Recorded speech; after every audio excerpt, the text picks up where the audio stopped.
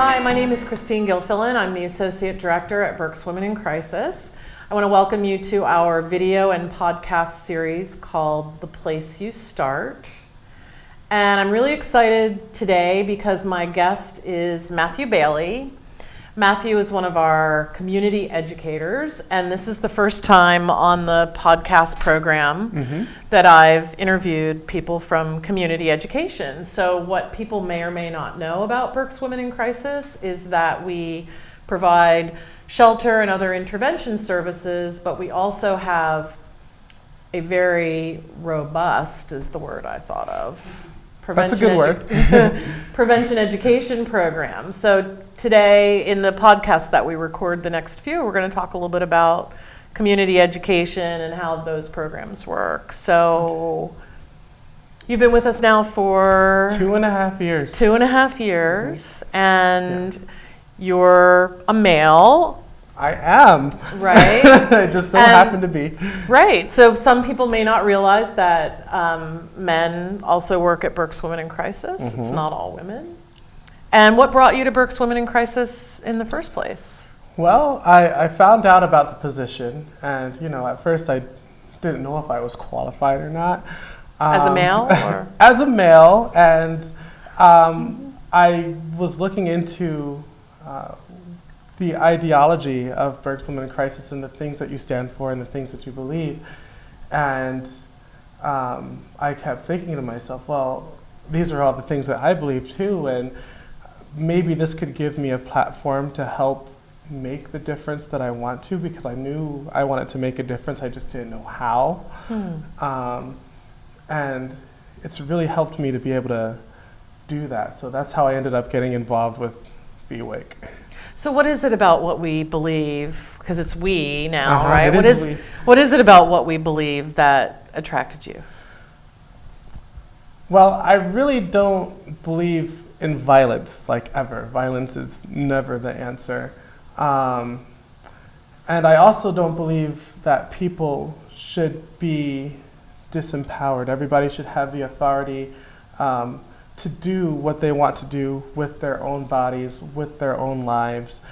And another big component of that is actually the male piece. I see a lot of young men who have no concept of respect and qualities of being loving and caring, and we call it the man box, which is all the ingredients that society in general tells us that we need to be as men, and I disagree with that wholeheartedly.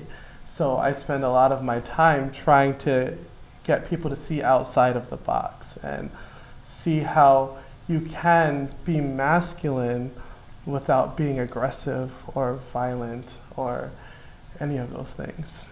So that's one of the prevention strategies for domestic violence and sexual assault, right? Is that examination of gender roles and the boxes that we've been placed in. Exactly. And so forth. So how do you think, what's been the most surprising thing to you about working at the agency? After 2.5 years. After 2.5 years, I think probably the most surprising thing to me is when I'm actually out there in the field doing education, all of the misinformation that there is, and even some of the things, the really scary things that I hear from boys in classrooms. Like, I'll ask a very deliberate question, like, Tina wears a short dress to school. Does that mean that the boys have permission to harass her? And they'll say yes. And I have to be there to tell them that no, that's not okay. She should be able to wear whatever she wants.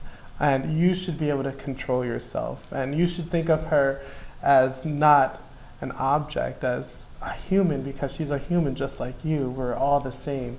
And we shouldn't treat each other differently because of our differences. So I think that's kind of been the most surprising thing to me, just the fact that people don't know these things. They don't know a lot of times. Right. So. And when do you think it becomes the most challenging to do this work that we do? I think it becomes the most challenging when dealing with people who are set in their ways.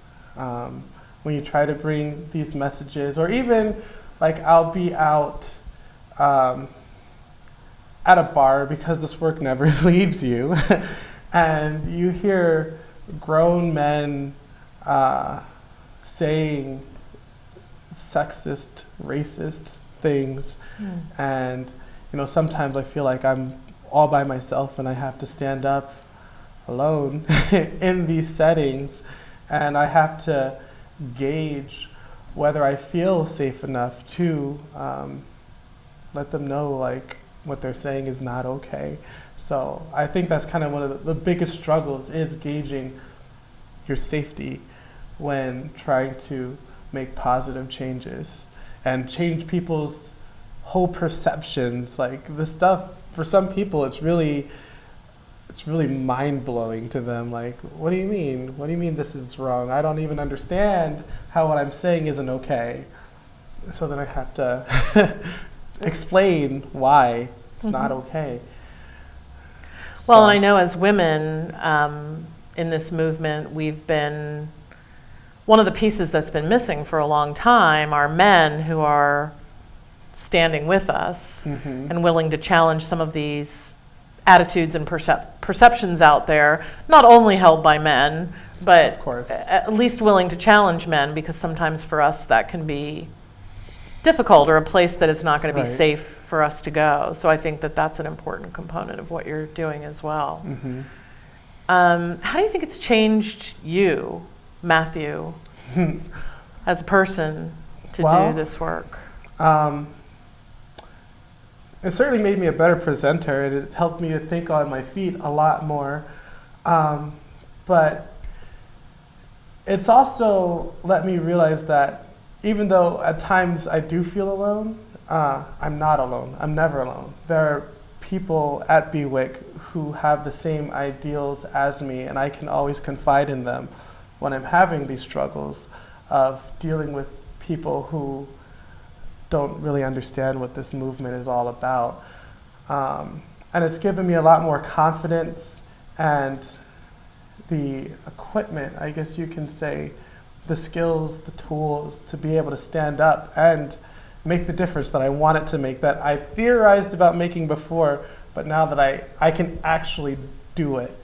I have the vocabulary, I have the knowledge base, and I can do what I wanted to do, what I started off dreaming of.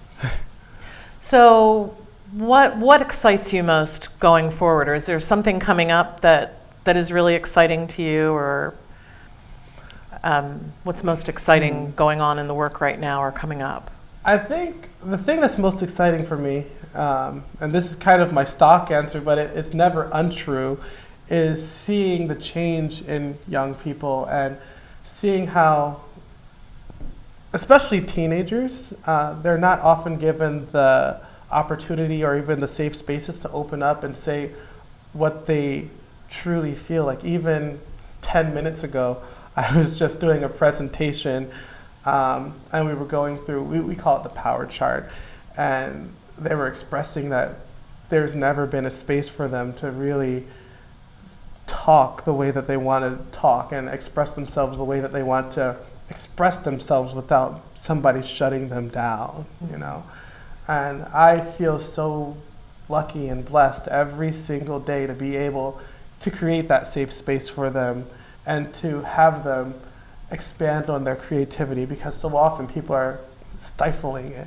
And I just want to help them to expand and grow and be the amazing people that I know they can be if they're just given the right space. Space, that's all they need, is space to do it. So that's great.